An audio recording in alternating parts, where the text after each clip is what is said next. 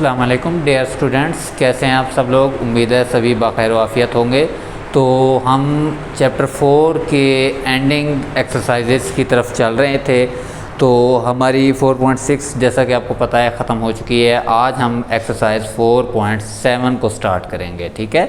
तो उसमें क्वेश्चन जो 1 से 5 तक क्वेश्चंस हैं, उसमें हमने स्क्वायर रूट फाइंड करना है बाय प्राइम फैक्टर मेथड, या जिसको हम फैक्टराइजेशन मेथड कहेंगे, ठीक है।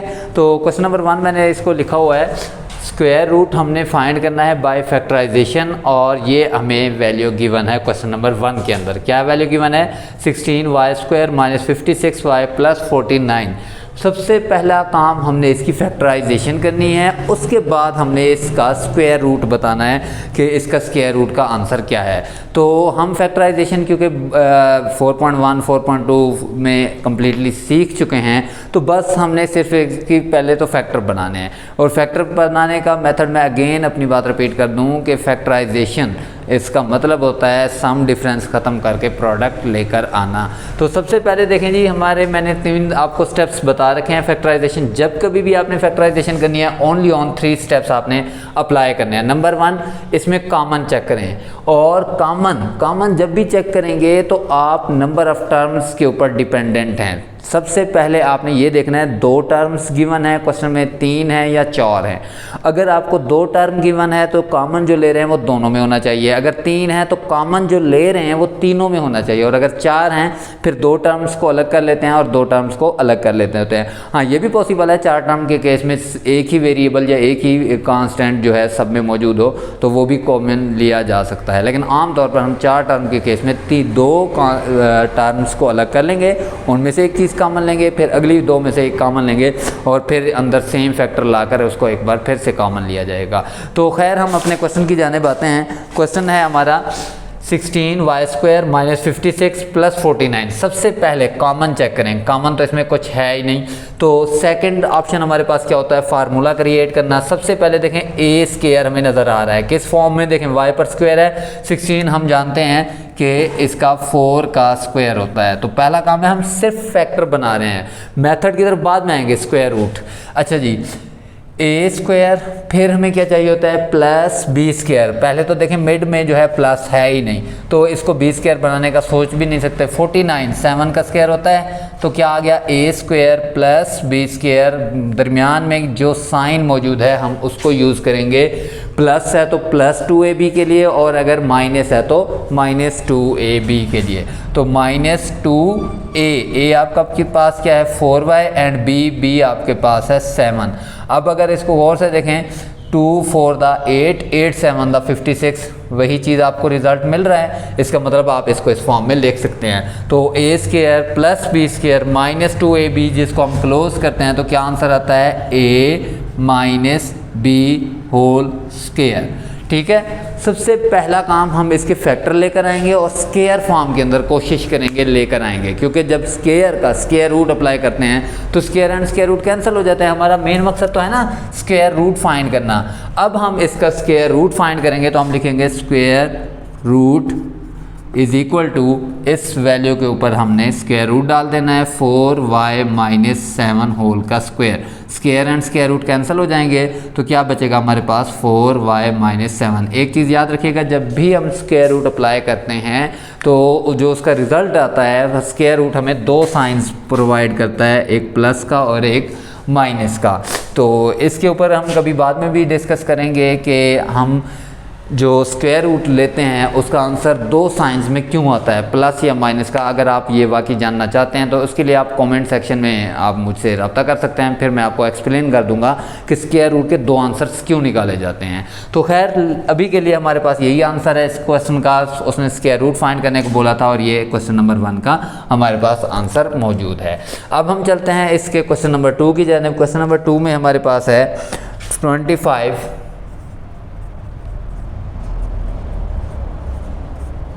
30a³, उसके बाद है +9a²। सबसे पहले जो हमें गिवन डाटा है उसके अकॉर्डिंग हमने देखना है 3 नंबर ऑफ टर्म्स हैं, तो इसका फैक्टर बनाने हैं। पहला मेन मकसद है फैक्टर बनाना, फैक्टर बनाकर उसको परफेक्ट स्क्वायर लेकर आएंगे और फिर उसके ऊपर स्क्वायर रूट ले लेंगे, आंसर आ जाएगा। तो इसमें देखें जी हमारे पास 3 टर्म्स हैं 25, 30 एंड 9। इसमें तो कोई चीज़ कॉमन नहीं है, बट a इधर भी है, इधर भी है, इधर भी है, तो सबसे a कॉमन है तो हम a को कॉमन लेंगे और a की लेस पावर, सबसे ज़्यादा लेस पावर 2 है, पावर 2 को कॉमन ले लेंगे। तो इधर क्या बचेगा 25, a 4 था, 2 बाहर गया तो बाकी 2 बचा, -30, a की टोटल 3 पावर थी, 2 बाहर निकल गई, 1 बचा, प्लस 9 रह गया, a स्क्वायर हमारा बाहर चला गया। अब उसके बाद देखें जी हमारे पास अगर अंदर वाले हिस्से में प्रोडक्ट तो आ चुका है नो डाउट, बट अभी हम इसमें देखते हैं power 2, 1 and constant, further factorization हो सकती है। तो जहाँ तक फैक्टराइजेशन हो सकती है आपने लाजमन करना है। तो फैक्टराइजेशन के लिए आप देखें जी हमारे पास क्या इसके ऊपर फार्मूला बन सकता है, हाँ जी बना सकते हैं। पहली बात ये है, कॉमन तो हम पहले ले चुके हैं, अब इसके ऊपर फार्मूला भी बन सकता है, मिड टर्म ब्रेक का भी प्रोसीजर हो सकता है, नो डाउट। तो लाजमी नहीं है कि जैसे पर मिड टर्म ब्रेक लग रही है वो फार्मूला नहीं बन सकता, फार्मूला बन सकता है। अगर फार्मूला बन सकता है तो मैं तो यही प्रेफर करता हूँ, वो ईजी काम हो जाता है, आप फार्मूला बना लें। और वो ईजी क्यों हो जाता है, क्योंकि वो हमें क्विक रिजल्ट देता है, जल्दी हमारा सोल्यूशन मिल जाता है। तो इसलिए अगर इसके ऊपर फार्मूला बन रहा है तो मैं तो फार्मूले को ही प्रेफर करूँगा।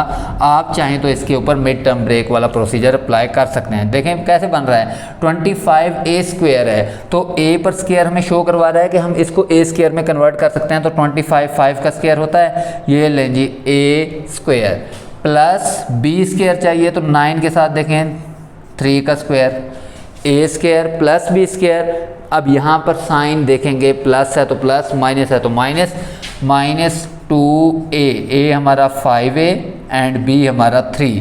तो अब इसको समराइज करते हैं, चेक करते हैं कि क्या ये रिज़ल्ट ऊपर वाला बनता है। तो देखें जी 2 5 द 10, 10 3 द 30 पूरा हो रहा है, साथ में a, तो ये फार्मूला कंप्लीट हो गया। तो हम इसको क्लोज करेंगे, पिछला फार्मूला हमने जैसा a square plus b square minus 2ab को क्लोज किया था, किसमें a, याद रहे a हमारा 5a था, माइनस b होल का स्क्वायर। अब ये भी स्क्वायर टर्म है, ये भी स्क्वायर टर्म है। आपने एक्सपोनेंट लॉस के अंदर पढ़ा होगा कि अगर बेसिस डिफरेंट है लेकिन पावर सेम है, उनको एक ही पावर में लिखा जा सकता है। तो मैं इनको एक ही पावर बनाकर लिख दूंगा, 5a माइनस 3 इस का होल का स्क्वायर कर दूंगा। अब मैं ऐसा क्यों कर रहा हूँ, क्योंकि मेरा असल क्वेश्चन है स्क्वायर रूट फाइंड करना। तो जब मैं इसका स्क्वायर रूट फाइंड करूंगा, स्क्वायर रूट इसके ऊपर अप्लाई करूंगा, तो मैं एक ही दफ़ा स्क्वायर से स्क्वायर रूट को कैंसिल कर दूंगा।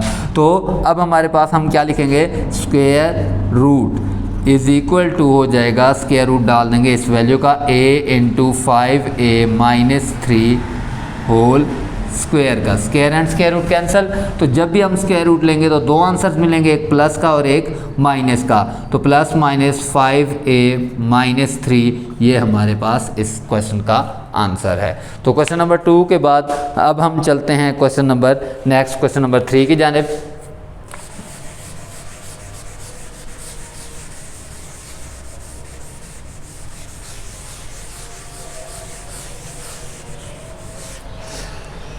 जी क्वेश्चन नंबर 3 है हमारे पास,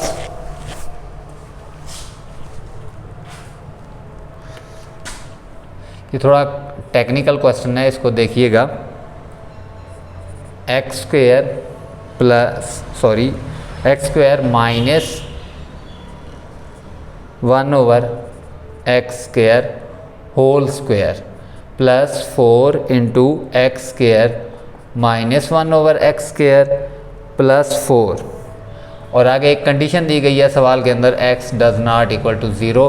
खैर हम कंडीशन को तो डिस्कस नहीं कर रहे, हमने सीधा इसकी फैक्टराइजेशन करनी है। अब ये question number 3 and question number 4 तकरीबन मिलते जुलते हैं, ठीक है। आपने थोड़ा सा इसमें ध्यान रखना है कि इसके अंदर एक चीज़ का छोटा सा फ़र्क है जो वो आपने पूरा करना है। इसमें अगर देखा जाए तो हमें जो परफेक्ट स्क्वायर वाला फार्मूला है हम इजीली बना सकते हैं, जबकि क्वेश्चन नंबर 4 में हम ऐसा नहीं कर सकते, उसके लिए हमें थोड़ी सी कैलकुलेशन को काम करना पड़ेगा उसके ऊपर। तो खैर पहले हम इसको सॉल्व कर लेते हैं। देखें जी अगर मैं इस पूरी वैल्यू को a मान लेता हूँ, क्योंकि ऊपर स्क्वायर मौजूद है ना, ये मिल गया मुझे a स्क्वायर, फिर प्लस चाहिए होता है b स्क्वायर प्लस 4 का 2 का स्क्वायर होता है b square, a square plus b square, और ये सेंटर वाला क्या बन जाएगा, प्लस 2ab। तो चलें जी इसको कंप्लीट करते हैं। ये बन गया a स्क्वायर प्लस ये इसका बाद में लिख लूँगा, प्लस बी का स्क्वायर प्लस 2a हमारे पास क्या है x square plus, sorry x square plus नहीं था, माइनस था, x square minus 1/x square था। 2a एंड b हमारे पास क्या था 2, अब देखें 2 था वही 4 आ रहा है x square minus 1/x square के साथ, तो जस्ट हमने अब इसको a square plus b square minus 2ab sorry plus 2ab को क्लोज करेंगे तो क्या आ जाएगा, a याद रहे a में इस बार डबल टर्म है, a plus b whole square. एक चीज़ का याद रखिएगा, मैंने पिछले कई लेक्चर्स में ये बात डिस्कस की है, जब कभी भी b के अंदर डबल टर्म होगी तो फार्मूला क्लोज कर रहे हैं या ओपन कर रहे हैं, तो b टर्म को लिखते वक्त, b वाली वैल्यू लिखते वक्त आपने एक और ब्रैकेट का इजाफा करना है, क्योंकि उसमें पॉसिबल है कि बाहर माइनस का साइन हो और माइनस ने अंदर साइन चेंज करने होते हैं। तो लेकिन यहाँ क्योंकि अभी b में सिंगल टर्म थी इसलिए मैंने इसको डायरेक्ट अप्लाई कर दिया, और a में डबल टर्म हो उससे हमें फ़र्क नहीं पड़ता, क्योंकि a तो हमेशा प्लस का ही रहता है, नेगेटिव बाज़ औक़ात होता है b का, और नेगेटिव साइन चेंज करता है, पॉजिटिव जो होता है प्लस साइन चेंज नहीं करता। तो चलें जी, हमारे इसके फैक्टर बना चुके हैं, ये इसकी फैक्टर फॉर्म है। अब हमने इसका लेना है बेसिकली स्क्वायर रूट, तो अब हम लिखेंगे square root is equal to, आप इसके दो अलग अलग मेथड हैं, आप ये पूरा क्वेश्चन दोबारा लिख के ऊपर स्क्वायर रूट डाल दें तब भी ठीक है, ये चीज़ लिख लें तो ज़्यादा बेस्ट है। तो स्क्वायर रूट है आपने लिया उस वैल्यू का, तो क्या आया x square minus 1/x square plus 2 whole का स्क्वायर। असल में हमने स्क्वायर रूट इसका लिया है, इसको कन्वर्ट किया था फैक्टर में, और उस फैक्टर का स्क्वायर रूट लेंगे तो square and square root cancel. तो अभी भी मैंने बताया था कि हमेशा स्क्वायर रूट डबल आंसर देगा प्लस और माइनस में, तो ये आ गया x square minus 1/x square plus 2, तो ये हमारा आंसर है। तो आज के इस छोटे से लेक्चर के लिए इतना काफ़ी है। कल हम इंशाल्लाह नेक्स्ट क्वेश्चन जो हमारे हैं क्वेश्चन नंबर 4 और क्वेश्चन नंबर 5 को डिस्कस करेंगे। तब तक के लिए अल्लाह हाफिज़।